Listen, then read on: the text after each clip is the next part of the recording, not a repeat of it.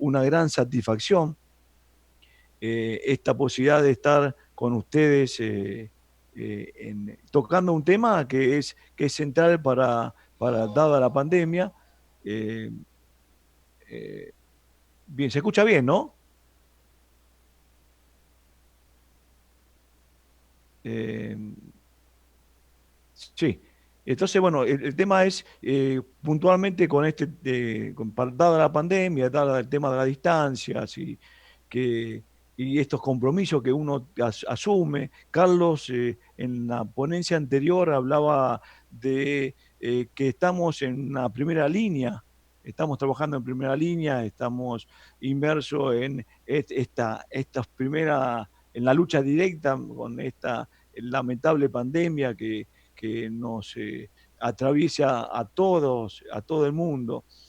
Y estos son momentos de reconocimiento, son momentos para reconocernos como profesionales de la salud, integrantes de un equipo tan importantes como otros profesionales. Y el tema de los reconocimientos tiene que ver con... Licenciado. En la sí, parte inferior tenemos un botón para compartir pantalla. a ver, no, ¿sabes? No se está viendo? No, no se ve por el momento. A ver, estoy haciendo mal. En el Zoom. ¿Vemos el Sí, sí, Zoom? estoy ¿Abrimos el viendo. Zoom? Perdón, estoy haciendo. ¿Ustedes me estaban escuchando? Claro, sí. Sí, sí. Eh, Acá está.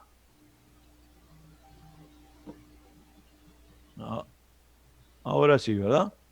Perfecto. Ahora sí lo estamos viendo. Fantástico. Bueno, estaba comentando justamente lo que a mí me parece que es central, que tiene que ver con este tema de los reconocimientos y el trabajo que estamos realizando. Los reconocimientos se ganan.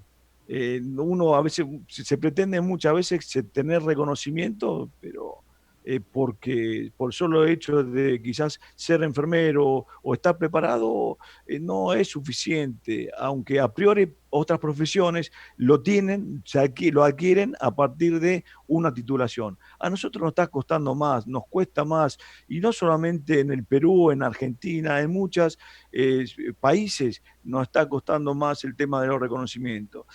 Pero a mí me parece que tiene mucho que ver nuestra actitud profesional. O sea, los reconocimientos, si no se dan, hay que trabajar en ello. Y trabajar en ello significa, como por ejemplo, hoy estamos en primera línea y tenemos que mantenernos en primera línea no solamente hoy, sino siempre, y ser la voz que cuida a nuestros ciudadanos. ¿Y cómo lo va a cuidar? A partir de tener un más allá de los conocimientos, el compromiso que debemos asumir como profesionales. Hoy, a través de este encuentro virtual, así me permite poder comunicarme con ustedes y parte de ese compromiso de conocer, de compartir, es del hacer. Y les agradezco infinitamente esta posibilidad. El tema que me está convocando tiene que ver con un síndrome respiratorio agudo, eh, que tiene que ver no solamente con lo que está pasando sí, la pandemia hoy con el tema de COVID-19, sino que el síndrome respiratorio responde a múltiples patologías.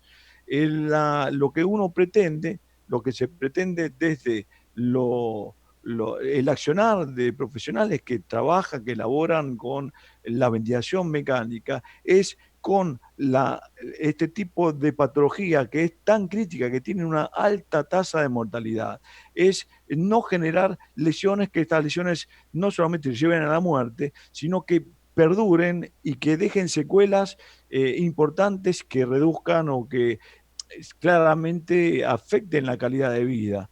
Entonces, nosotros vamos a ir hoy desarrollando algunos conceptos que tienen que ver con, puntualmente, con el tema de las definiciones, como esta de Berlín, que fue realizada en el 2012, que fue a través de consensos, de reuniones de grupos de científicos, grupos experimentados, investigadores, en el cual se toman, por ejemplo, una patología como el distrés respiratorio agudo, y para poder estudiarla, para poder analizarla, para poder abarcar a partir de estudios multicéntricos, para poder encontrar una respuesta y esa respuesta sea la más plausible justamente para resolver estos cuadros críticos de alta tasa de mortalidad. Entonces, en 2012 se llegaron a acuerdos y que ese insulto clínico que fue dado a llamar distrés respiratorio, pero no de Berlín. Esto viene de hace muchísimos años. Cada tantos años se realizan consensos. En Berlín fue el último. Y este distrés respiratorio, esta forma de presentación, que puede ser que se habla de 7 días a partir de ese insulto, a partir del primer síntoma, puede ser como en estos días, en estos casos, con esta pandemia, con el virus que nos está quejando, en muchas oportunidades se reducen los tiempos de aparición de este síndrome respiratorio. O sea que, por definición, hablamos de 7 días desde el comienzo de ese primer síntoma, a llegar a un estado crítico. Pero va a depender mucho del huésped, claramente. Hoy se sabe que hay huéspedes susceptibles y esto tiene que ver con patologías comorbidades, patologías previas en las cuales nos eh, eh, se pueden, se ve más afectado, ¿no? Claramente, voy a apagar esto me está el teléfono que lo tenía, ahí está, discúlpeme. Bien, entonces, el síndrome respiratorio. Entonces, mucho tiene que ver con el huésped, mucho, es susceptible, mucho tiene que ver el agente causal, la virulencia de ese agente causal, pero a vistas, aquí vemos una placa de tórax, ¿sí? Dentro del consenso se ve que debe haber una imagen, por lo menos una imagen inicialmente de tórax y por supuesto TAC, tomografía computada, pero se ve claramente en esta imagen frontal de tórax de frente que tienen opacidades en ambos campos pulmonares. ¿Sí? Es una condición que tenga opacidades y que los derrames o los colapsos que se aprecian dentro, o esa imagen quizás nodulares, que no dependan de edemas y que no dependan, por ejemplo, que los derrames tengan un origen cardiológico por sobrecarga de líquidos, por ejemplo. Entonces, dentro, por supuesto, que estén cursando con insuficiencia respiratoria, claramente con esta imagen el paciente está cursando con insuficiencia respiratoria aguda, y dentro de la clasificación se ha logrado establecer como una clasificación distrés respiratorio leve, moderado o severo. Las diferencias o la clasificación tienen que ver con la PAFI, la reacción presión parcial de oxígeno y FIO2 administrada. Para una clasificación PAFI, perdón, un distrés respiratorio leve, con una PAFI de 300 a 201. Ese es el número mágico para manejar a un síndrome de distrés respiratorio leve. Un distrés moderado, estamos hablando de 101 a 200, ¿sí? Eso estamos hablando de para ese distrés moderado y severo de 100 para abajo. O sea, por supuesto que esto también se ve claramente o afecta claramente a la morbimortalidad, ¿no? A lo que presenta el paciente en cuanto a quizás lesiones permanentes y puntualmente la mortalidad, ¿no? La tasa de mortalidad. Dentro de la ventilación protectora que vamos a trabajar en el equipo, lo que pretendemos es reducir el impacto de la lesión pulmonar asociada a la ventilación mecánica, el llamado Billy de siempre. Esto un poco de historia en cuanto a la evolución este fenómeno de la protección puntualmente que se pretende dar a un paciente ventilado. Hubo un nombre que se acuñó en alrededor del año 73 del siglo pasado como barotrauma. Barotrauma es la lesión provocada por un exceso de presión. Presión generada en este caso por el ventilador a presión positiva, porque para lograr distender ese pulmón, para lograr distender las unidades alveolares, eh, necesita en muchas oportunidades generar altas presiones.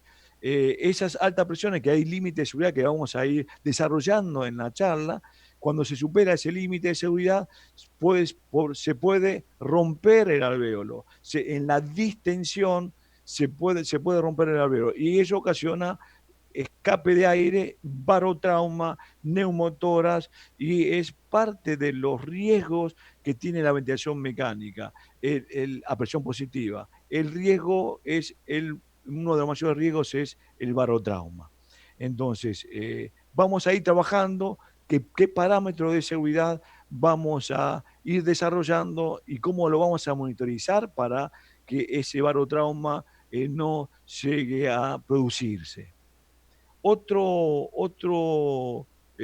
nombre que se acuñó, y esto estamos hablando alrededor de 1988, es el volutrauma.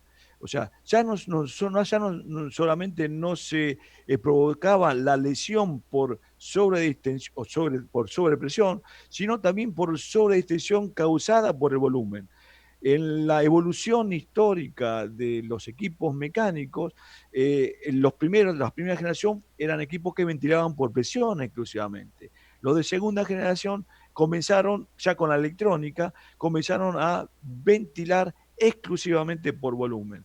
Cuando se trabajó con los volúmenes, existían, estos equipos aseguraban volumen, aseguran flujo y volumen. Los equipos que manejan, por ejemplo, una ventilación mandatoria continua por volumen. En aquel tiempo, los equipos de segunda generación, solo volumen. Entonces, esos volúmenes que en su principio se manejaban volúmenes elevados, ¿en búsqueda de qué? Había un norte y ese norte era los gases, la gasometría, ¿cuál? Era el pH que sea el adecuado, la presión basal de oxígeno, la saturación, el dióxido de carbono. Entonces se trabajaba como límite, como objetivo, la gasometría. Esto trae como consecuencia, en ese caso, y quizás es incrementar volúmenes, flujos, incrementar frecuencia respiratoria, y todo esto ocasiona al pulmón sano, ocasiona una carga de trabajo mayor en cuanto a fricción, en cuanto a cizallamiento, en cuanto a distensión y colapso y varias cosas que vamos a seguir trabajando hoy, que es el fenómeno de la sábana corta, o sea, tapan, en este caso, buscar la gasometría ideal y a expensas de perjudicar al parte del pulmón sano. Entonces, el volutrauma se empezó a generar porque se trabajaba con volúmenes excesivos, volúmenes corrientes excesivos y provocaban lesión por sobredistensión. Rotura, lo mismo que barotrauma, en este caso rotura del alvéolo, pero en vez de ser por presión, era por sobredistensión, acuñando el término de volutrauma. En los años 97, 1997, se acuñó otro término que es el atelectrauma, y este tiene que ver con el reclutamiento y colapso del alvéolo. Esto provoca un proceso de inflamación entre el colapso y reclutamiento, hay fricción, hay fuerza de cizallamiento, bueno, que generan estos movimientos repetidos, generan disparos de prostaglandinas, citocinas, todos procesos inflamatorios que son liberados en el alvéolo. Y a partir de esa liberación pasa al capilar y del capilar se transporta por la perfusión a órganos a distancia, generando lesiones de órganos múltiples a partir de una inadecuada ventilación, atelectrauma. Esto tiene que ver con quizás administrar el volumen adecuado que vamos a ver que tienen que ver con el peso teórico, el volumen adecuado, pero quizás con un pulmón pequeño, con una capacidad residual funcional o volumen al fin de la expiración pequeño, y entonces en la expiración se provoca lo que es el colapso. Entonces, el colapso y reclutamiento genera estos procesos inflamatorios, dado a llamar biotrauma, que, como decíamos, generan lesiones a órganos a distancia. Y el ergotrauma, un tema que es acuñado últimamente, estamos hablando de 2016, que comenzó con esto de que se genera la lesión por una serie de mecanismos que vamos a ir desarrollando en la charla de hoy. Vamos a estar permanentemente con este término de ergotrauma. Vamos a aplicar los conceptos entonces de la ventilación protectora. Vean esto, aquí. Aquí estamos en una pantalla de una interfaz gráfica en la cual vemos, en este caso, estamos viendo una curva de presión en función del tiempo, una de volumen en función del tiempo y una curva de flujo cuadrática, característica de los modos volumétricos, controlados por volumen, ¿sí? Y una curva de flujo, ¿verdad? Bien, algunas consideraciones. Presión de meseta es la presión, o sea, al realizar una pausa en la inspiración en un modo mandatorio continuo, en este caso volumétrico, con una curva, un flujo entregado cuadrático, o sea, constante, al realizar una pausa inspiratoria, las presiones que genera el equipo en el flujo para integrar el volumen no están. Entonces se realiza una pausa expiratoria, la válvula expiratoria está cerrada, no se abrió, entonces lo que hace la máquina es medir la presión de eh, plató o de meseta o alveolar. Esa presión de meseta es sinónimo de la presión alveolar. Entonces, ¿y cuál es la presión de seguridad? Menor a 30 centímetros de agua. De entre 30 y 29 sería por encima de 30 ya es riesgoso. Hoy los estudios, eh, los científicos hablan de reducir inclusive de 30, que fue por mucho tiempo como límite de seguridad, se está reduciendo a 29, ¿sí? La presión de meseta o la presión alveolar. Esa presión alveolar o plató, aquí sale, se ve en ese círculo, de 26 centímetros. Pero tengo una presión pico de 36, vemos con una diferencial de presión de 10 centímetros de agua. Esta diferencia, esta presión inspiratoria pico, la resistencia, es la resistencia que genera el flujo, o sea, la máquina para alcanzar el volumen. O sea, esta resistencia tiene que ver con todas las vías aéreas, por ejemplo, de conducción, el tubo no traqueal, las vías puntualmente de la tráquea, vías aéreas, ¿no?, de conducción, es lo que genera esa presión pico o la presión de resistencia. Tenemos la PIP, en este caso estamos colocando una PIP de 15. Vamos a ir viendo ahora cómo titulamos la PIP, una PIP de 15, que es la presión positiva al fin de la expiración. Esto me permite incrementar la presión media para ganar apertura de ese pulmón, o sea, para que ese pulmón esté abierto, que gane capacidad residual funcional o volumen al fin de la expiración, para que no se forme, no se produzca ese atelectrauma que tiene que ver con al producirse la expiración se produzca el colapso, ¿verdad? Bien, una PIB de 15, que ahora vamos a ver cómo titulamos esa PIB de 15. Eh, Aquí otro detalle importantísimo. Acá esto es la presión de conducción o drive de presión o driving de presión y tiene que ver con el diferencial de presión, desde la PIP, que es la presión basal, a la presión meseta. Esa diferencial de presión es la presión de conducción.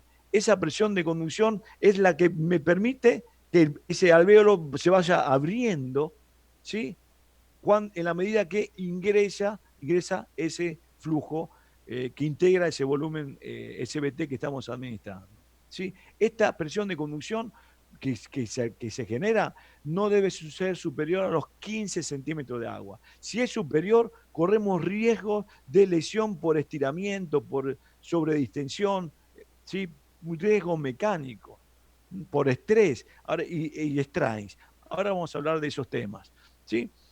Aquí en este ventilador estamos colocando a este paciente, supongamos que tengo un paciente de 70 kilos, el peso teórico, sé que estuvieron hablando hoy por eso no voy a entrar en el tema, eh, pero, por ejemplo, tengo un paciente de 70 kilos, voy a ventilarlo con un volumen protectivo que es entre 5 y 7 mililitros por kilo de peso teórico en un paciente estresado. Vamos a elegir el volumen menor, 5 mililitros. Si pesa 70 kilos, 5 por 7, 35, 350 mililitros. Aquí estoy administrando 350 mililitros.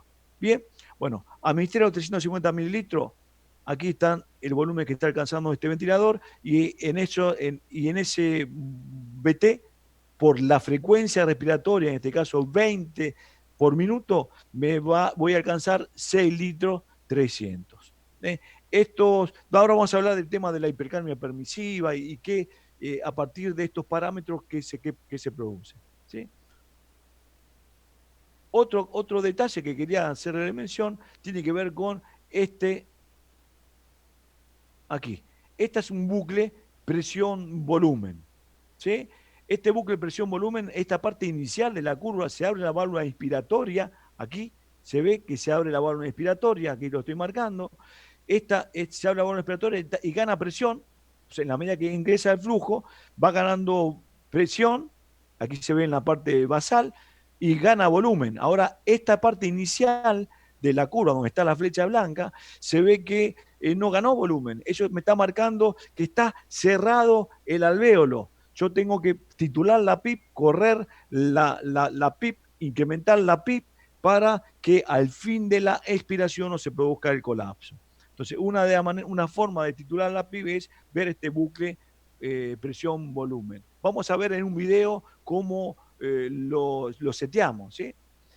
Aquí otra cuestión también para analizar, que quiero aprovechar esta imagen, es también para titular la PIP. Aquí tenemos una presión de meseta, claramente. Si yo incremento la PIP, voy incrementando las presiones expiratorias, es aquí, ¿verdad? Aquí está. Voy incrementando la PIP, eso va a ganar mayor capacidad de reserva funcional. Ahora, si yo incremento la PIP y la presión de meseta, supongamos que acá tengo una presión de meseta de 26.7, que es la presión plató, y la presión del alvéolo. Si en la medida que yo subo la PIP, la presión de meseta no se incrementa, quiere decir que estoy reclutando alvéolos, ¿eh? Por lo tanto, no estoy realizando una sobredistensión. O sea que puedo incrementar la presión y no voy a provocar lesión. A pesar de tener una PIG elevada, no voy a provocar lesión porque en la medida que yo estoy incrementando en este caso la presión, no gana presión total, sino que recluta el alvéolo y es una manera de administrar o setear la PIP a partir de una valoración de la presión de meseta. Aquí estoy administrando una FIO2 del 50%, que va a depender mucho puntualmente de lo que es la saturación, ¿no? Ahora vamos a ver cómo seguimos avanzando en esto.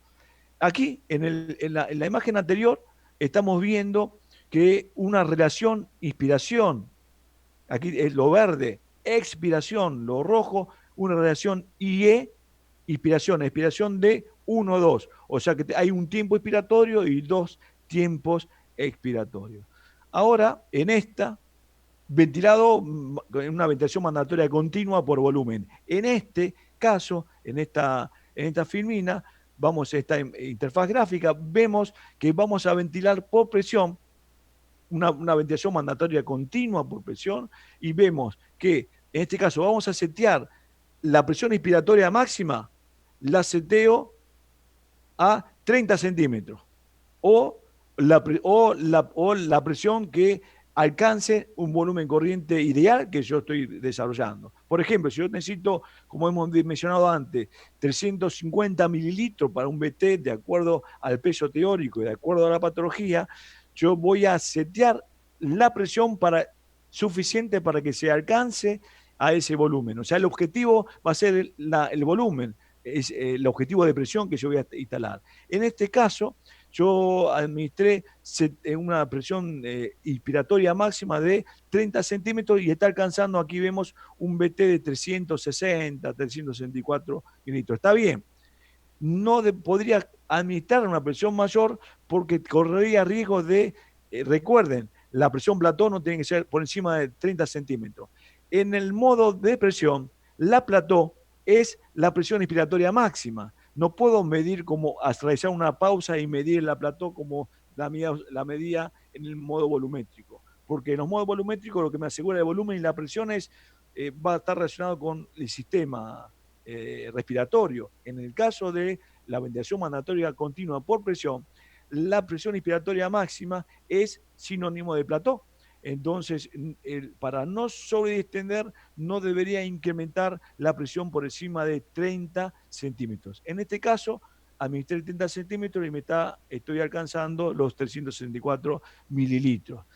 La PIP, yo en este caso estoy colocando una PIP de 15 y hay un diferencial de, aquí, esta es lo que estamos mencionando, lo grafico en la imagen, y la presión de conducción, o sea, el driving de presión, es de 15, 30, que es la presión expiratoria máxima, menos la PIP es 15. Ese driving de presión lo sostengo que tiene que ver justamente con márgenes de seguridad que me estoy permitiendo en cuanto a la ventilación. Otra cuestión es interesante para analizar. Aquí estamos viendo la curva de flujo. Todo lo verde es inspiración. La relación IE en este caso es invertida, donde el tiempo inspiratorio es mayor y el tiempo expiratorio es menor. Una relación IE de 1, 4. Un tiempo expiratorio, 4 tiempo. No, aquí está mal, perdón. Estaba mirando aquí abajo. La respiración es 3-1. 3 tiempos inspiratorios y un tiempo expiratorio. ¿Sí? Bien. Fantástico. Relación IE invertida. Esto, aquí vemos que lo verde es inspiración. Vemos que aquí se habla de válvula inspiratoria. Todo este tiempo de inspiratoria estoy mirando la presión, la curva de presión en función de tiempo.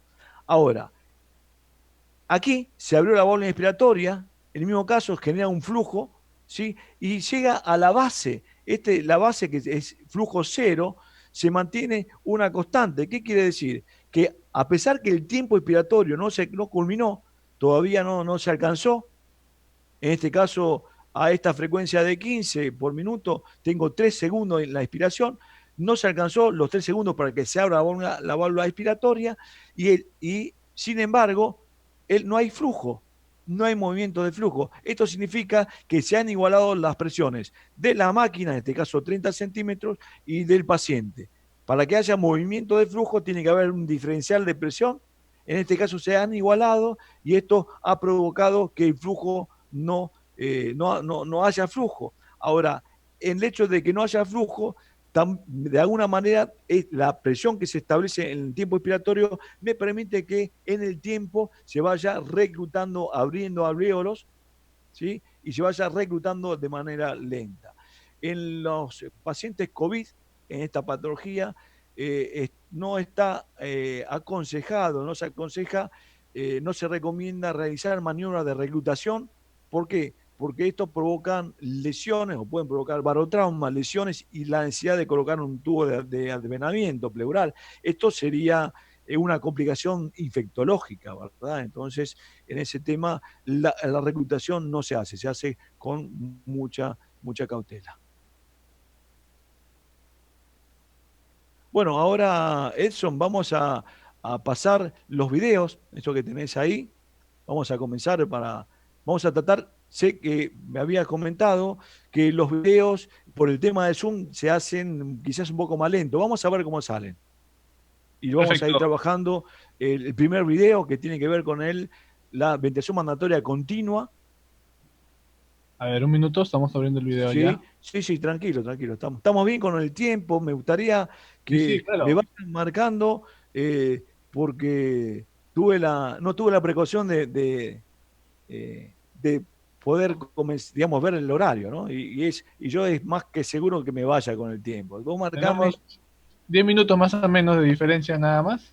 Sí, Hemos comentado un igualmente, poquito. igualmente, Edson, esta charla que tiene que ver, la vamos a prolongar, la podemos prolongar, y con la otra, con la que próxima que viene, que es con la ventilación prona, acordamos un poquito, igualmente los contenidos están, después podemos desarrollar las preguntas finales, como te parezca al final de todo, o al final de esta, vos manejarás el tema, pero no, ¿sí? ¿Te parece? Sí, perfecto. Bueno, para comentarles que tienen abajo el botón de preguntas y respuestas para que puedan hacer sus consultas. Lo pueden ir haciendo por el momento para que el licenciado pueda ir respondiéndolas durante o al finalizar el tema. Así que les pedimos interacción para que puedan resolver todas sus dudas y puedan tener todas las facilidades de aprender más sobre este tema. Estamos listos con el video, licenciado. ¿Está pasando ya? ¿Se está moviendo o no? Vamos a pasarlo. A ver, va. Perfecto, yo lo estoy viendo. Ahí está, ahí comenzó. Bien, bien. Este es una pantalla es similar a lo que estuvimos hablando, pero que lo queríamos hacer de manera dinámica. ¿Sí? Este es un modo mandatorio continuo, modo volumen. Aquí vemos la curva de flujo, de presión y de volumen en función del tiempo. Aquí estamos realizando una pausa inspiratoria, está generando una plató de 26,7, ¿sí? Y tengo una pico de 39, un diferencial de presión de 13 centímetros. O sea que tenemos ahí, en este caso es mayor de lo que tenemos en la pantalla estática. Aquí vemos un bucle, presión, volumen. Vemos que cuando se abre la válvula inspiratoria no gana volumen. Esto me está marcando que está al fin de la expiración, hay un colapso. ¿Sí? Aquí estamos manejando como un volumen corriente de 3,24. ¿Sí? Y aquí se ve, bueno, que en los bucles tiene que comenzar y cerrar, ¿eh? ¿Verdad? Es un tema para analizar en otro tema, en otro momento vamos a quizás realizar unas ponencias, charlas para identificar y trabajar sobre las curvas ventilatorias, realizar diagnóstico de curvas, un tema más que importante porque a partir de un análisis de curvas yo me puedo trabajar sobre fenómenos o síntomas que todavía no están dados en el paciente, ¿verdad? Bueno, aquí esto es lo que quería mostrarle, que en un modo mandatorio continuo por volumen, en una distrés respiratoria, lo que nosotros tratamos de hacer es administrar PT bajos, protectivos. En este caso está con una frecuencia respiratoria de 20, porque el paciente está hipercámnico. No se recomienda frecuencias respiratorias elevadas justamente para reducir el impacto de las frecuencias respiratorias, el impacto mecánico. Pasamos al segundo, Edson.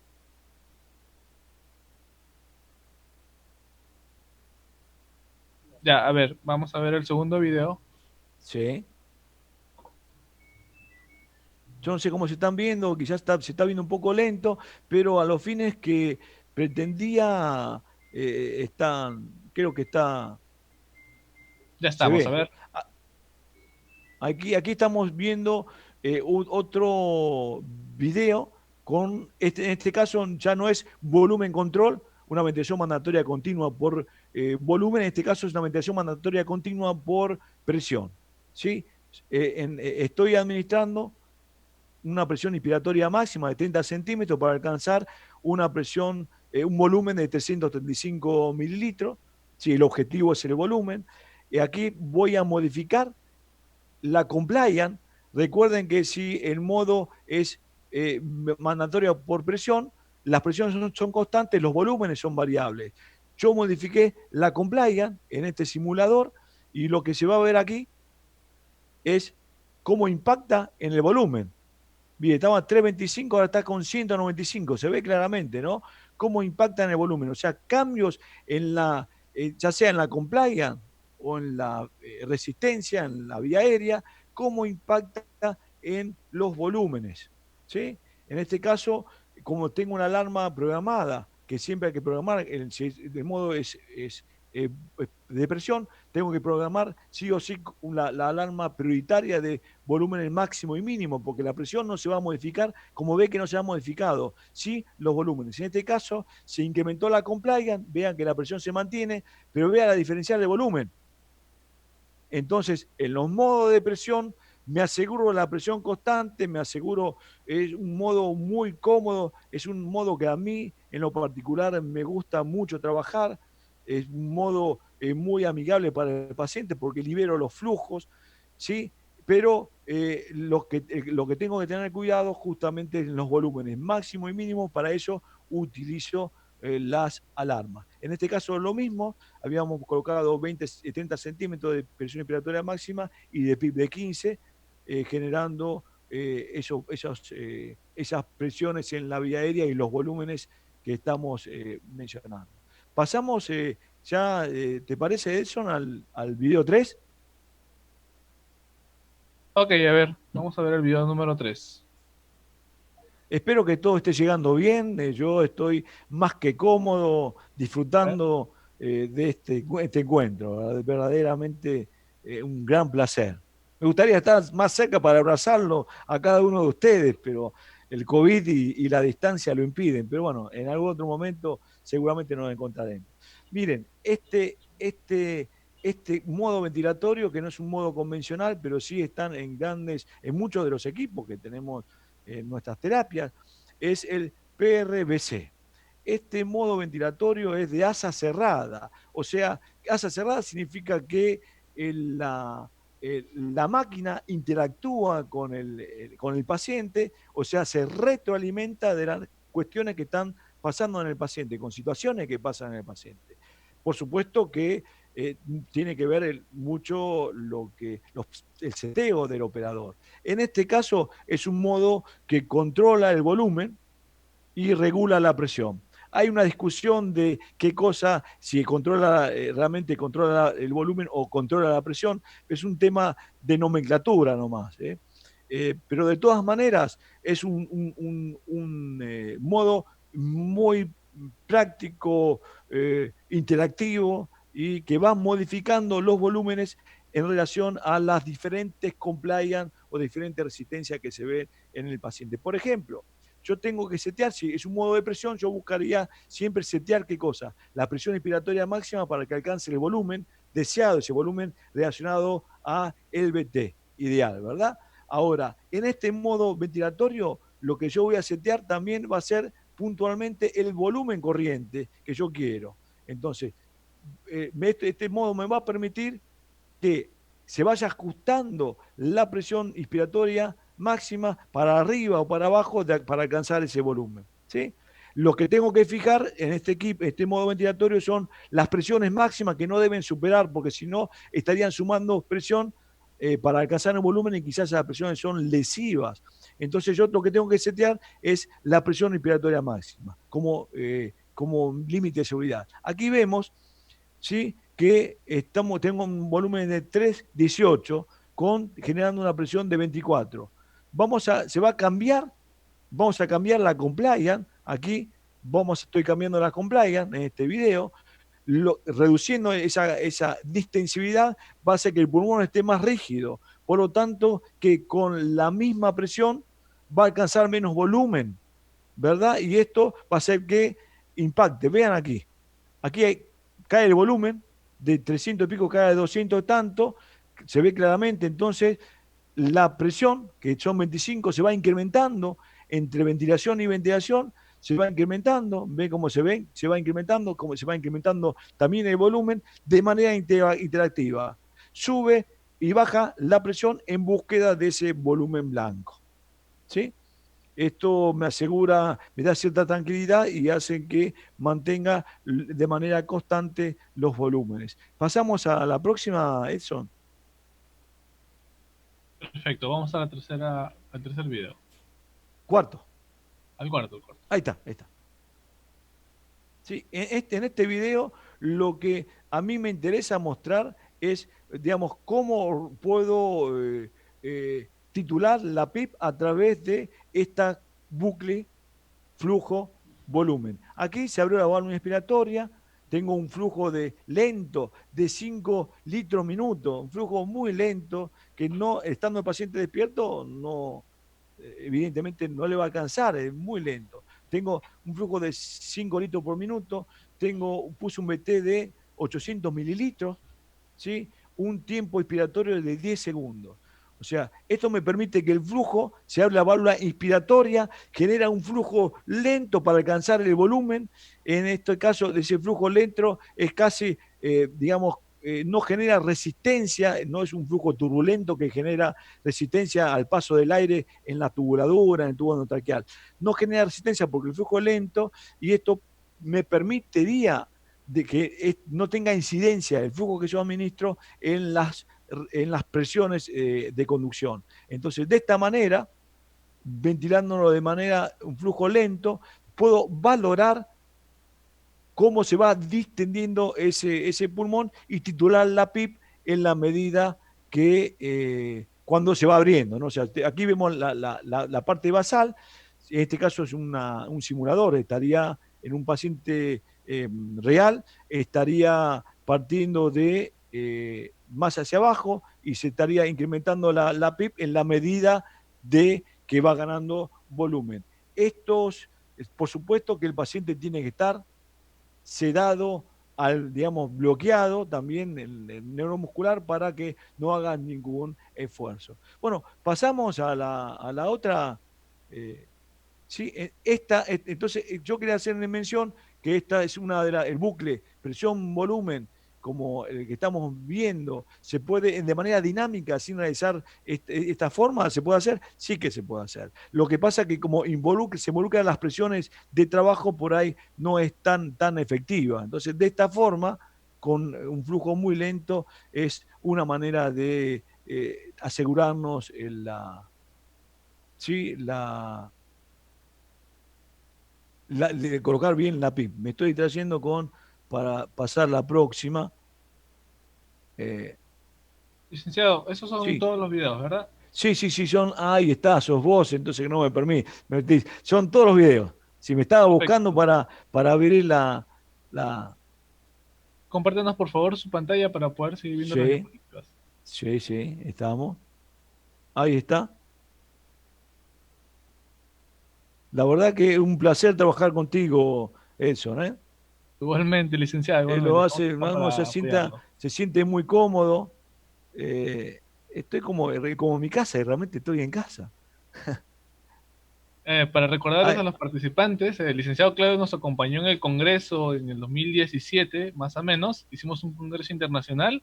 Él nos estuvo acompañando, estuvimos celebrando uno de los aniversarios del UCI, del Hospital 2 de Mayo. Estuvimos con él. sí, claramente ahí los conocí, un placer estar, a ver, estamos por acá, ya vamos acá, ahí quería. Bueno, y vamos a pasar a otro tema que es parte del mismo, pero quería hacer un corte para dejarle esta reflexión. Si los ojos no ven lo que la mente no conoce. El tema, el gran reto nuestro es conocer para empezar a ver otras cosas que se nos pueden escapar por justamente esta falta, ¿no? De conocer. Y ahí estamos. ¿Eh?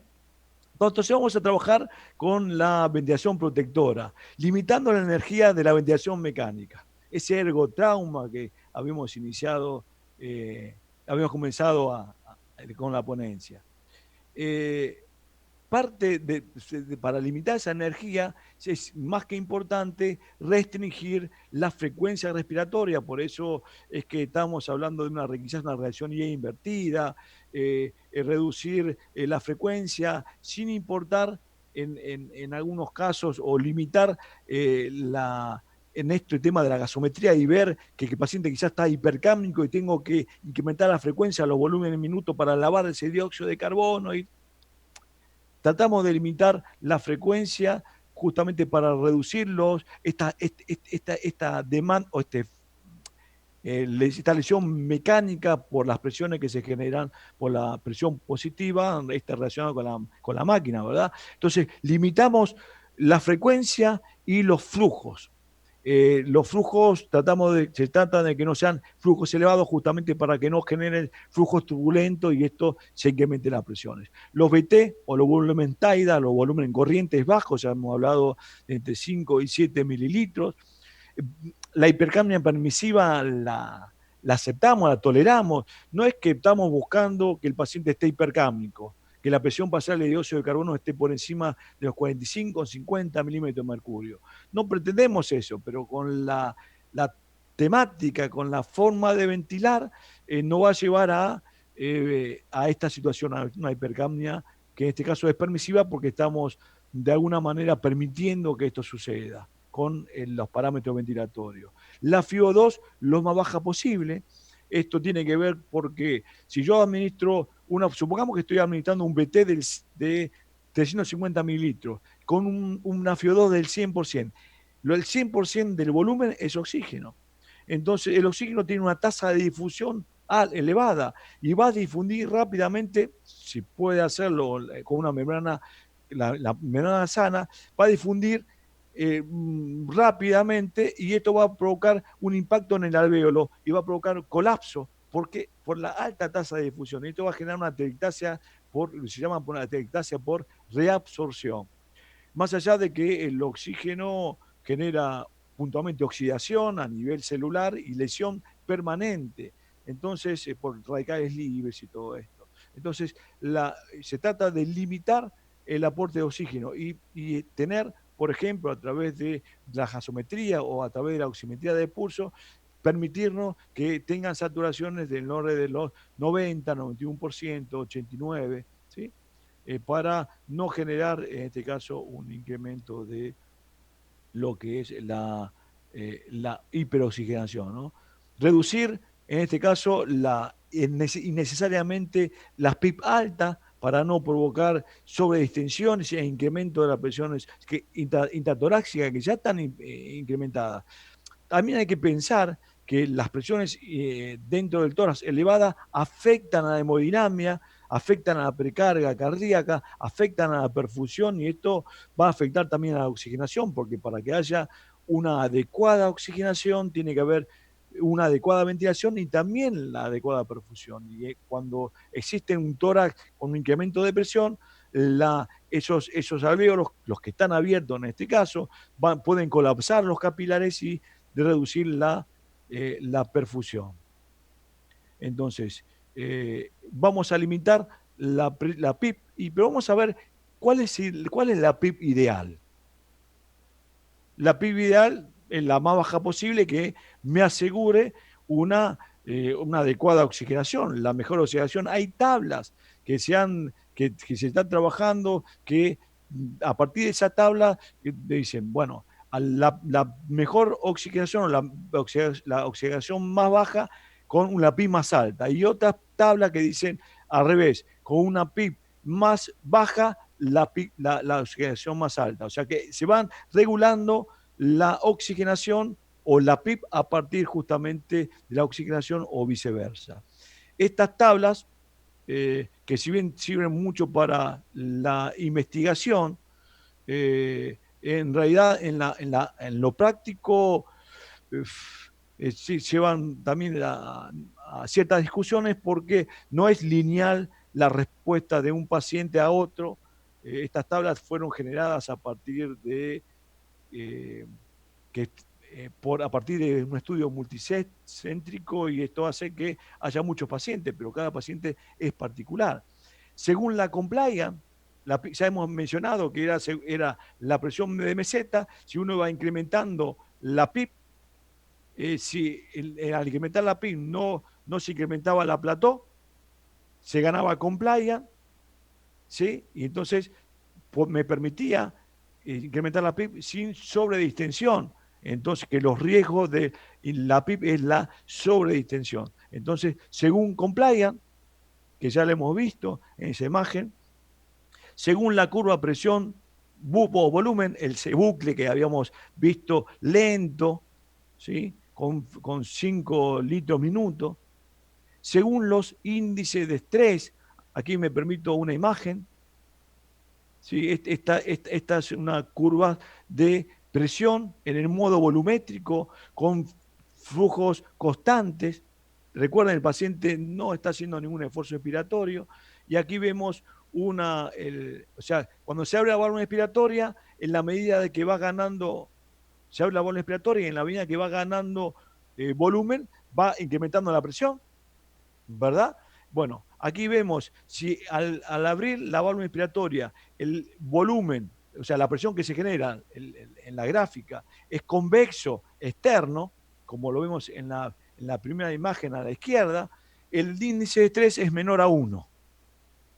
Y ahora lo vemos, y si en la medida de que va de manera lineal, va incrementando la presión, el índice de estrés es igual a 1, y si es cóncavo, visto de arriba, el índice de estrés es mayor a 1. Este índice de estrés mayor a 1, lo que me está permitiendo, lo que me permitiría es incrementar la PIB para ganar compliance, ¿verdad? Entonces, en este caso, un índice, un valor para saber que puedo seguir incrementando la PIB sin generar sobredistensión es justamente este formato de curva. Aquí en este caso, en la 1, como es convexa, lo que me está marcando que hay una sobredistensión, que seguramente la PIB está por encima del valor ideal para ese paciente. Hay otra forma de setear la PIP, es por una manografía esofágica, o sea, a través de colocar una sonda o un balón esofágico. Para eso quiero mostrar o recordar algo de fisiología respiratoria, porque hablamos de balón esofágico y cómo funciona y qué es, y bueno, claramente es esto. Vean, aquí se produce la expiración. Al fin de la expiración, por en este caso, supongamos que colocamos una PIB de 15, la expiración se llega hasta un límite de 15, más no va a pasar porque está el cierre de la válvula expiratoria. Dentro del pulmón, dentro del alvéolo, la presión es 15, la presión positiva al fin de la expiración. Bien, aquí tenemos 15. Es la presión del alvéolo. La presión transpulmonar es la presión alveolar menos la presión pleural, esta. ¿Sí? La presión pleural en un paciente que hace una respiración espontánea, sin ninguna... nosotros, que estamos respirando sin un apoyo ventilatorio, la presión pleural es negativa. Cuando se produce la tracción, se tracciona el alvéolo y se ingresa el aire. La presión transpulmonar siempre es negativa. Yo tengo un alvéolo con 5 centímetros de presión y tengo una presión, vamos a hacer, aquí estamos, ¿no? Tengo una presión de 5 y tengo una presión pleural negativa de menos 5. Aquí, vean esta imagen, aquí estoy mostrando, señalando en el cursor. ¿Sí? Si tengo una presión alveolar de 5 menos la presión pleural, que tiene que ver la presión transpulmonar de menos 5, menos por menos, más 5 más 5 son 10 centímetros. O sea, que siempre el pulmón, para estar abierto, tiene que tener una presión transpulmonar positiva. Pero volvamos a este tema, para titular la PIP. Entonces, así no nos perdemos. Vemos una PIP de 15, que es la presión alveolar, una presión transpulmonar, una presión pleural de 12 más 12. ¿Pero por qué más 12? Si antes era negativa. Claro, lo que pasa es que en un paciente que está no respira, está ventilado. Recuerden que para poder distender el alvéolo, la máquina tiene que generar una presión no solamente para distender ese pulmón, sino para generar un desplazamiento caudal del diafragma y con él todas las vísceras, bien, y esto genera alta resistencia. Si tengo la pleura de este lado y si tengo el peso abdominal, las presiones son positivas, no hay tracción externa, hay presión positiva. Esa presión positiva, que en este caso puede ser de 12, en este ejemplo, y tengo, ¿sí? Vamos a hacer el cálculo. Presión transpulmonar. La presión transpulmonar es la que me permite que el pulmón esté abierto y siempre tiene que ser positiva. Entonces, aquí tengo una presión alveolar de 15, que es la que me genera la PIP, menos más 12, en este caso de la presión pleural, menos por más, menos 15 positivo, menos 12, la presión transpulmonar es de 3. O sea que dentro de ese pulmón, o gran parte de ese pulmón, está abierto. ¿Por qué? Porque la presión transpulmonar es de 3. Ahora, ¿qué tiene que ver esto con el balón esofágico? Bueno, el balón que se coloca en el esófago llega, se insufla y lo que está midiendo, lo que mide a través de la de conexión del equipo, lo que está midiendo es la presión del esófago. La presión del esófago es sinónimo, es la misma, es considerada la misma que la pleural. Si yo tengo una presión del esófago menos 2, quiere decir que a nivel pleural la presión es menos 2. Si tengo en este caso más 12, digamos, medida, ¿no?, a través de la sonda, la presión pleural es más 12. Por lo tanto, tengo que titular la PIP por encima de los 12 para que no genere este colapso alveolar. Entonces, cuando uno habla de el balón esofágico, está hablando de esto. Tenemos que interpretar que tiene que ver con las presiones transpulmonares y la medición de la presión esofágica, que es la pleural. Bueno, a través de tomografías, esto de la tomografía es complejo porque hace que me permite o necesito que tenga que desplazar al paciente en estos temas. Y aparte, es eh, hay cortes. Lo que la tomografía me permite medir, observar, valorar lo que pasa en este momento, pero no lo que puede pasar con los cambios que realice en la ventilación. La tomografía por impedancia eléctrica, ¿sí?, y la ultrasonografía pulmonar.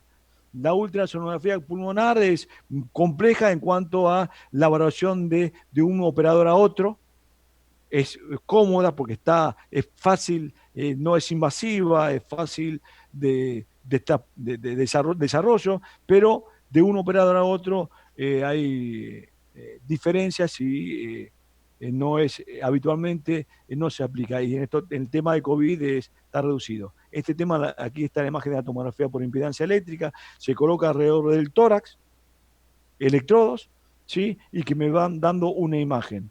Aquí vemos todo lo que está azul está reclutado, esta parte, digamos, posterior del pulmón está sin reclutar, esta parte, ¿sí? Bien, volvamos, entonces ya vimos la PIP, cómo titulamos la PIP. Ahora vamos la plató, que era la presión positiva perdón, la presión de meseta, que medía la presión alveolar, no mayor a 30, 29, el alta, el libre de presión, no mayor a 15, que esto ya lo vimos en las imágenes, el strain bajo. ¿Qué es el strain? Vean, aquí tenemos un alveolo. La presión que estamos administrando, la presión de trabajo, hace que la máquina genere esa presión y un flujo y que abra ese pulmón, ¿verdad?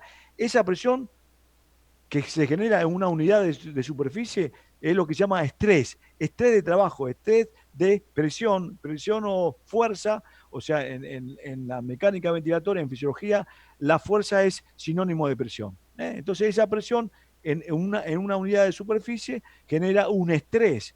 Ese estrés, aquí estamos viendo en la imagen, cuando si se deforma, o sea, la capacidad de deformación es el strain. El estrés es la presión y el strain es la consecuencia de la deformación. Aquí vemos un alvéolo que tiene secreciones, que puede estar en parte atelectasiado, con la infección, más rígido. Entonces, claramente el aire va a dirigirse a zonas más distensibles.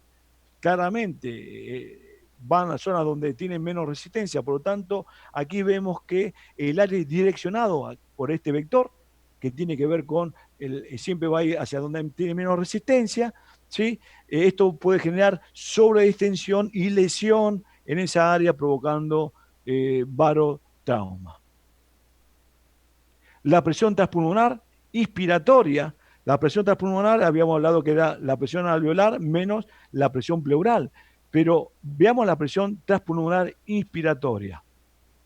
Lo mismo, el mismo caso que hemos mencionado, pero en este caso es inspiratoria. El otro era al final de la expiración, colocando la PIP. En este caso, al final de la inspiración. Supongamos que tengo una presión inspiratoria máxima de 30 centímetros, ¿verdad? Entonces, al fin de la inspiración, ¿qué presión voy a tener en el alvéolo? 30 centímetros, ¿verdad? Bueno, entonces esa sería la presión alveolar. La presión pleural en la distensión, un paciente que no hace ni un esfuerzo inspiratorio, un paciente obeso, puede generarse a través de la medición a través de balón esofágico, puede ser que tenga mayor a 15 o 15 en este caso. Entonces, vemos, si hacemos el cálculo, la presión transpulmonar es presión alveolar menos la presión pleural. Aquí tenemos una presión alveolar de 30 al fin de la expiración, menos la presión pleural, que es más 15, menos por más, menos. 30 menos 15, 15. O sea que la presión transpulmonar al final de la expiración es 15 y deseamos que no debe ser superior a 25. Supongamos que el paciente hace un esfuerzo inspiratorio y que esta presión pleural, en vez de ser 15, mayor a 15, sea menos 2. Supongamos que hacer un esfuerzo sea menos 2. Y con esta presión que estamos trabajando. Veamos la presión transpulmonar al fin de la expiración. ¿Sí? Tengo una presión pleural alveolar de 30, 30 menos, supongamos que está con una activa, ¿verdad? Menos 2, 30 menos, menos 2, menos por menos, más. 30 más 2, 32 centímetros. O sea que ya estamos sobrepasando claramente los 25 centímetros como límite de seguridad. Esto genera lesión. A pesar de que tengamos la presión inspiratoria máxima de 30 centímetros, en un paciente que hace esfuerzos inspiratorios, vemos que la presión transpulmonar se incrementa y esto genera lesión en el parénquima. Ya ven que hay muchos detalles a analizar cuando uno habla de presiones o ventilación protectiva, hay muchísimos detalles a tener en cuenta. Esto se puede hacer claramente. Lo que me está faltando es la medición de balón de esofágico, ¿no? Que no lo tengo.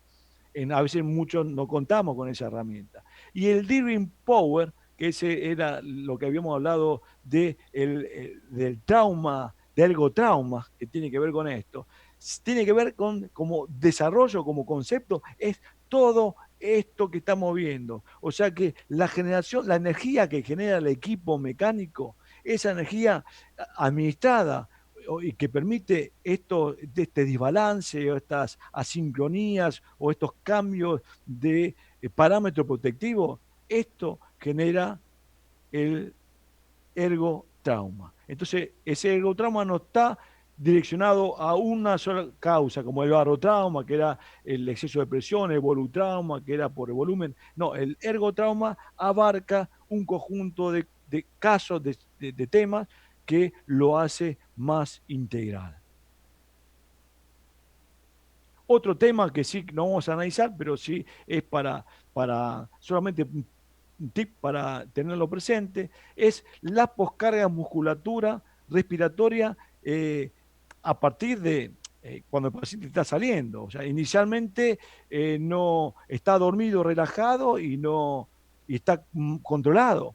Pero cuando el paciente tiene que comenzar a salir, tiene que empezar a desvincularse. Nosotros vamos a trabajar para desvincular de la ventilación mecánica, del destete. Hay poscargas musculares que son evidentes y ya dificultan la transferencia de la ventilación mecánica mandatoria a la espontánea y de ahí a la retirada. Por ejemplo, una de las resistencias que se impone a la bomba muscular es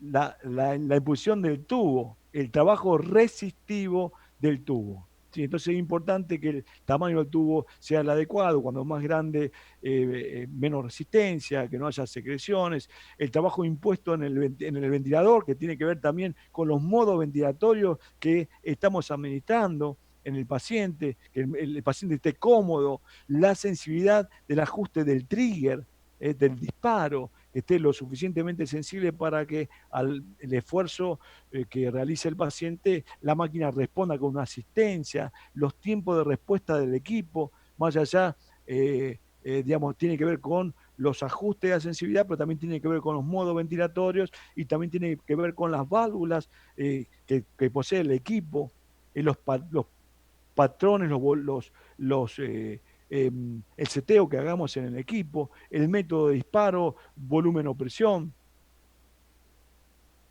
el espacio muerto, el espacio muerto que vayamos colocando en el paciente, quizás para que esto se traduce a mayor espacio muerto, por ejemplo, instrumental, va a ser que la ventilación, que ventile la máquina a ese espacio muerto y que le llegue menos volumen fresco al paciente. Por ese tema, los espacios muertos son muy importantes, valorarlo, tenerlo presente, incorporarlo en los volúmenes administrados. En el paciente es un tema que para trabajar y mucho. Ventilación minuto alveolar, la demanda de flujo, de la tasa de flujo expirado. Los pacientes requieren un flujo para estar cómodo porque está con una insuficiencia respiratoria y todo. Entonces, si el flujo que le estamos administrando al paciente no es el que él necesita, va a haber una sincronía de flujo y eso genera una mayor demanda de oxígeno y un mayor demanda de oxígeno puntualmente a la bomba muscular respiratoria eh, y agotamiento, trabajo resistivo que tiene que ver con, por ejemplo, la vía aérea, ¿sí?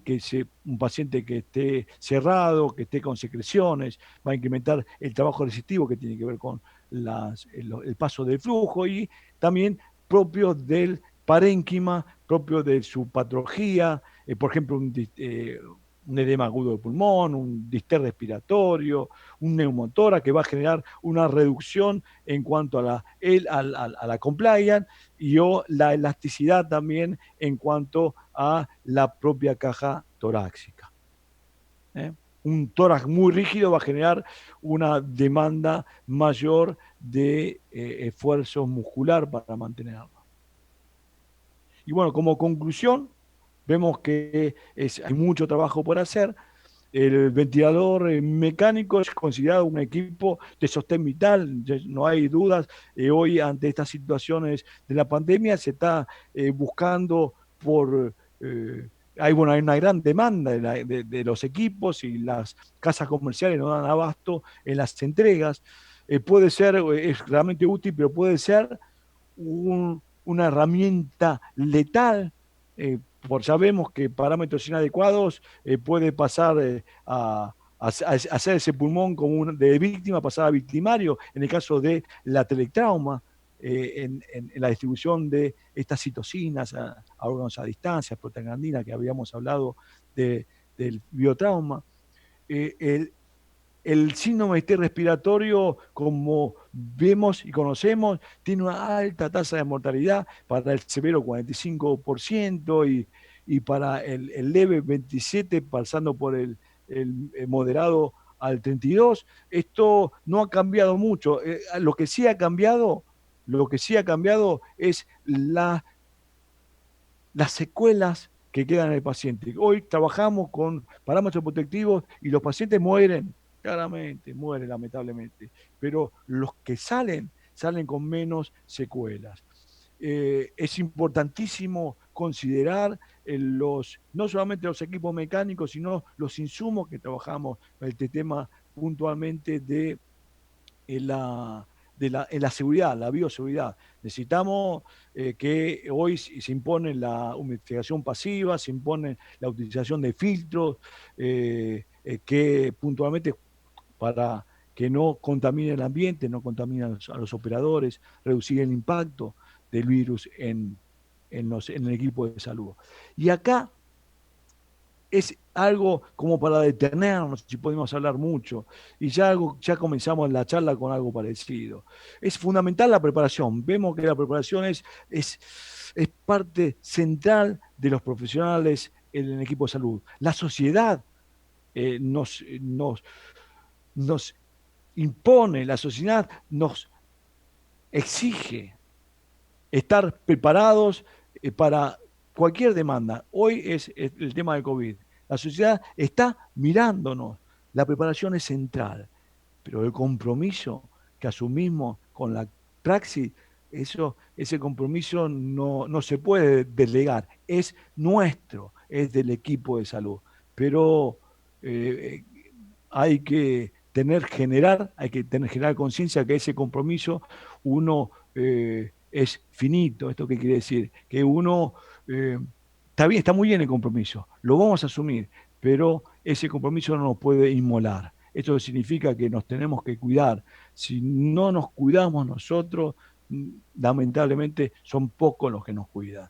Exijamos los elementos necesarios para poder trabajar con un mínimo de riesgo. Exijamos los elementos, por favor. Que no haya un solo personal más de la salud con la tragedia de que se infecte y que esta infección acabe con la vida. Bien, y lo último, quería decirle, el tema que es cuando comenzamos la charla, nosotros asumimos el compromiso, estamos en primera línea, es menester, se hace necesario, hay que exigir que la salud pública, los estados de cada país reconozcan a la enfermería como profesionales. Sí, nosotros lamentablemente en Cava, en la ciudad autónoma de Buenos Aires, el gobierno de la ciudad de Buenos Aires nos tiene como administrativos. Increíble, pero esto es así. Estamos eh, en primera línea, afrontando el reto, asumiendo el compromiso.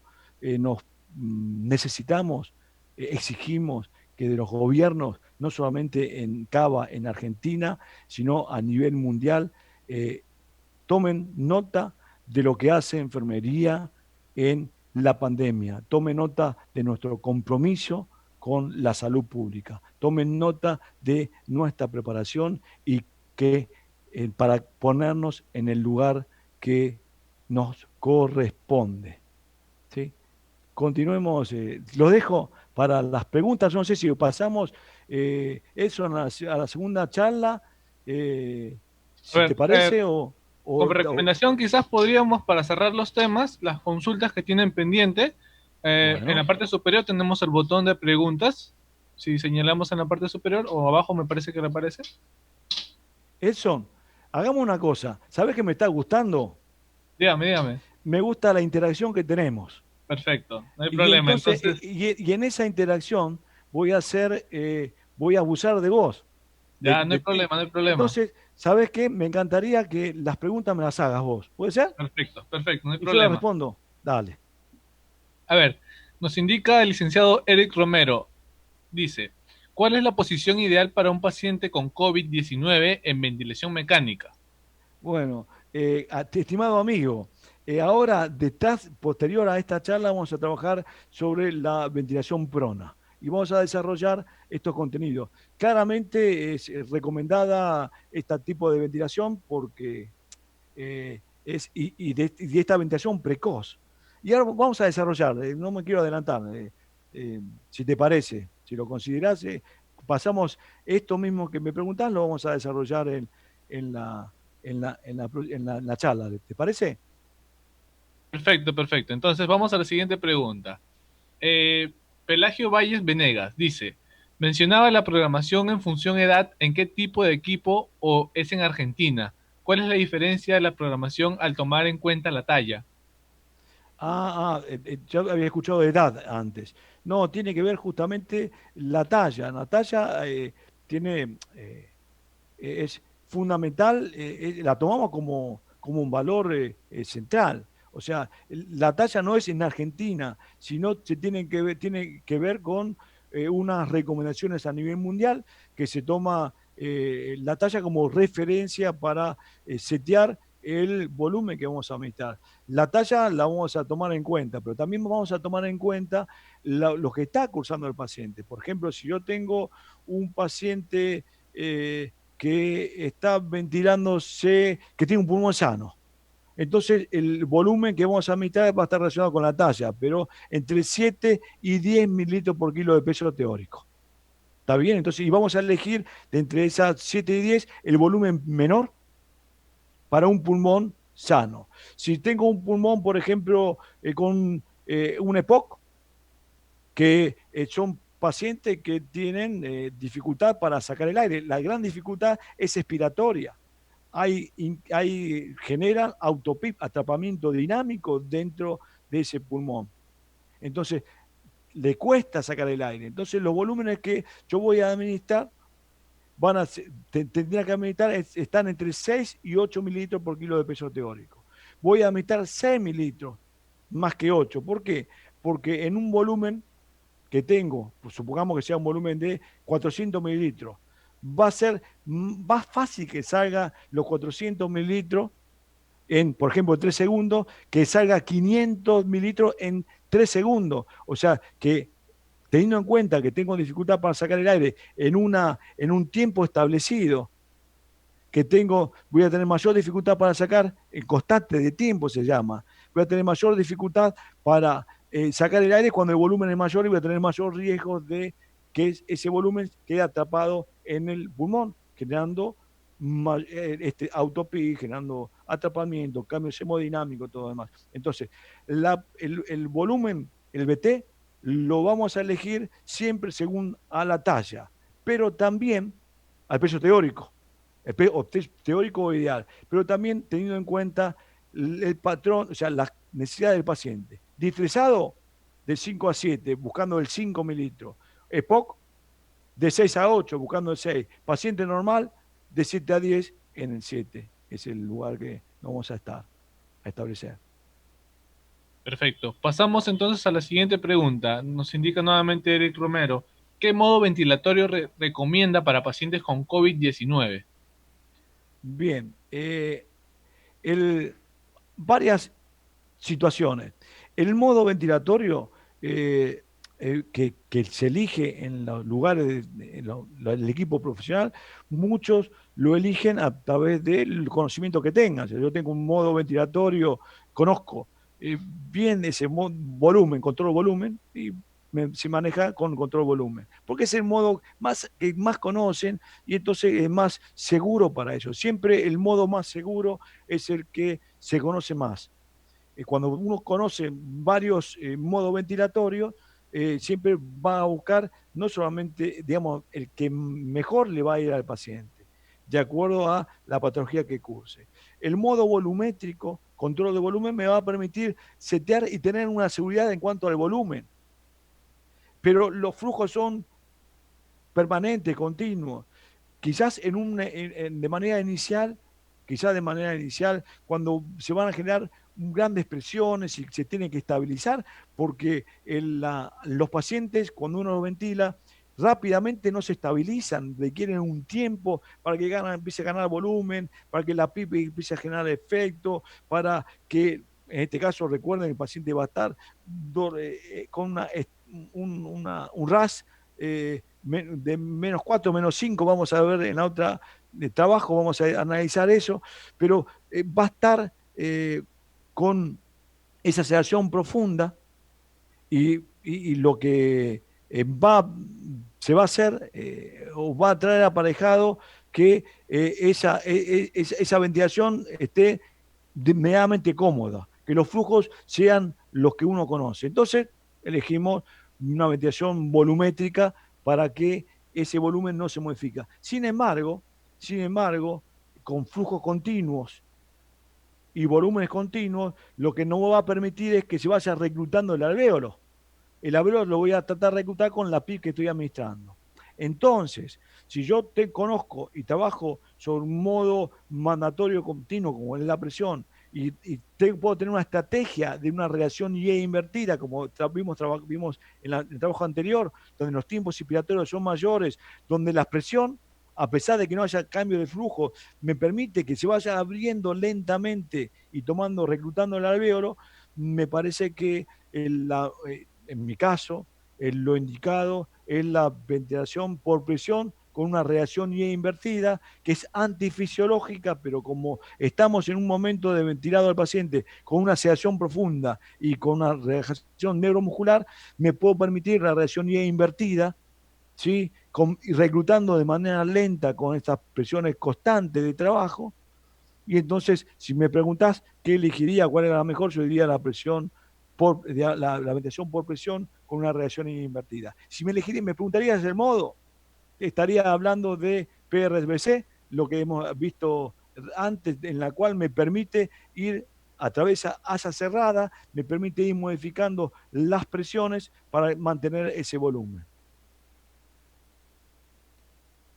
Creo Perfecto, que licenciado. A ver, esto pasamos. da para enormes, son enormes preguntas que me encanta, que tienen que ver con este desarrollo. Perfecto, licenciado. Hay otra consulta de Giselle Huancachoque. Dice, licenciado, buenas tardes. Saludos desde Puno, Perú. Casi frontera con Bolivia. Casi frontera con Bolivia. Dice, entonces, para determinar el volumen tidal, ¿se toma en cuenta el peso ideal según la talla o el peso real de la persona? Muchas gracias por el curso. Exacto, eh, se toma la talla que tiene la persona. Supongamos, para hacerlo rápido, está el cálculo, hay diferencia entre el hombre y la mujer por el tema de la masa corporal, en cuanto a los volúmenes tidal, pero hay constantes cuentas para realizar, pero hay algo que es muy rápido que yo se lo recomiendo, que tiene que ver para después. Después si nos sentemos para realizar las cuentas si quieren. Pero para hacer algo rápido, dinámico, recuerden que el paciente se está intubando y estamos trabajando. De todas maneras, en una emergencia como el COVID, no hay emergencia, sino que nos tenemos que tomar el tiempo, ¿no? Para reducir los riesgos. Eh, pero teniendo en cuenta este tema de talla para colocar un volumen corriente adecuado, supongamos que un paciente mide 1,85 m, que es casi 1,90 m, que está toda la cama de terapia, casi aborda toda la cama, de la cabeza a los pies, es un paciente alto. Un metro, cerca de 1,90 m, 1,90 m, bien, fantástico. Le sacás uno, la unidad, te queda 90. Entonces sería aproximadamente, son 80, de hacer el cálculo, 87 kilos por peso teórico. O sea, si un paciente mide 1,65 m, le sacas uno, la unidad, te queda 65. Ese es el volumen corriente ideal, de acuerdo a la talla. ¿Sí? Se puede ajustar, hay cambios, sí, hay modificaciones, sí. Estamos hablando de 2 o 3 kilos, que es insignificante en cuanto a la ventilación, no trae ningún riesgo, y esto hace que con este cálculo rápido, sacando la unidad, podemos setear rápidamente el volumen de acuerdo a la talla ideal de cada paciente. Perfecto. Tenemos, bueno, esta es una pregunta, de todas maneras lo vamos a indicar. Dice Emiliano Arguello, muy buena charla. ¿Existe por ebook la versión del libro de ventilación mecánica que escribió el licenciado? No, lamentablemente tenemos el libro que me voy a permitir hacer el chivo, que ya está, ¿eh? Aquí está. Un libro que que realmente ha tenido buenas críticas, ¿no? En los lugares que fue presentado. Un libro, más de 650 páginas, más de 500 imágenes color, un trabajo más de 45 profesionales, destacadísimos de 7 países, algo realmente eh, muy actual, muy actual. Lamentablemente tenemos la posibilidad del papel, hoy no está el ebook como un PDF, como, digamos, disponible. Lo que sí se puede hacer, lo que podemos realizar un nexo, es para que le llegue, por ejemplo, creo que eso es de Perú, me ha dicho, para que haya libros allá y que ustedes lo puedan adquirir de una manera más práctica, y que no tenga que estar llevándolo desde Buenos Aires, direccionándolo a Perú vía encomienda, ¿no? Perfecto, ya lo veríamos con nosotros, licenciado, ya vamos a ver cómo lo podemos distribuir. Tenemos una última Fantástico. pregunta para continuar. el licenciado Oscar Vargas dice, ¿cuántos segundos se hace pausa inspiratoria para medir la presión plateu? Fantástico. La pausa inspiratoria para Plató, estamos hablando de 0,5 de segundos a 1 segundo hasta 2 segundos. Todo mucho va a depender. Hay parámetros mínimos mínimo de 0,5 mínimo. ¿Sí? Mucho también depende, mucho también depende de la característica de los pacientes.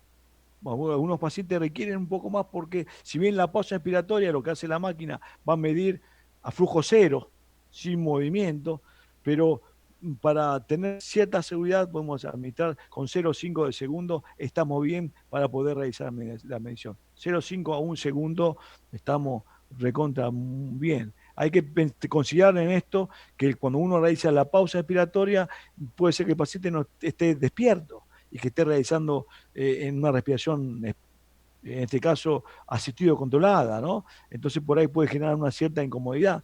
Por eso una pausa de 0,5 hasta un máximo de 1 segundo se puede hacer sin inconveniente. Y genera buenos resultados, buena medición.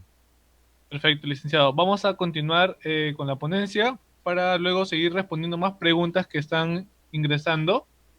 Licenciado, continuamos. ¿Me habilitas a la otra?